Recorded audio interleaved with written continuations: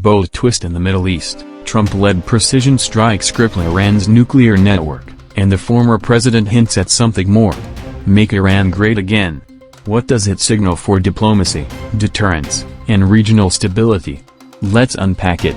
On June 21–22, 2025, the U.S. launched Operation Midnight Hammer, a calculated military strike targeting 3 of Iran's underground nuclear facilities, Fordo, Natanz, and Isfahan. Using B-2 stealth bombers dropping bunker-buster bombs, and Tomahawk missiles launched from submarines, the U.S. struck deep underground defenses. President Trump hailed the mission as a spectacular military success, stating the sites were completely obliterated, but stopped short of escalating further, for now. While satellite imagery shows major structural damage, analysts caution that the full nuclear impact remains uncertain. Triumphant about neutralizing Iran's nuclear breakout, yet also calling for peace, noting now is the time for peace. Defense officials, Secretary Pete Hegseth and others stressed the mission did not target regime change, but focused on dismantling nuclear threats, while warning Iran, retaliation would be met with even greater force.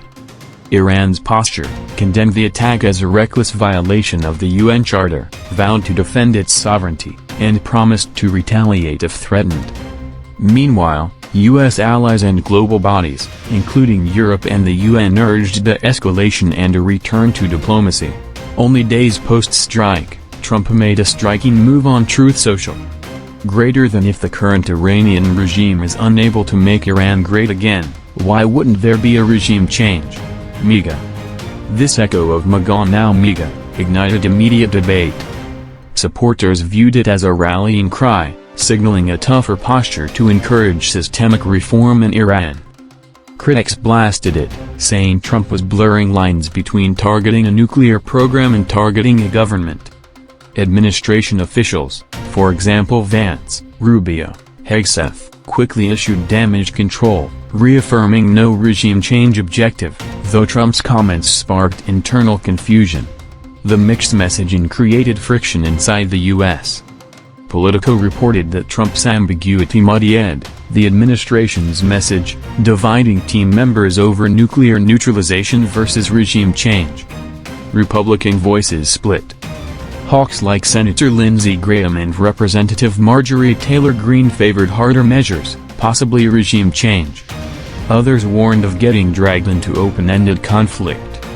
Israel's strategy. Earlier in June, Israeli strikes decapitated Iranian nuclear and military targets.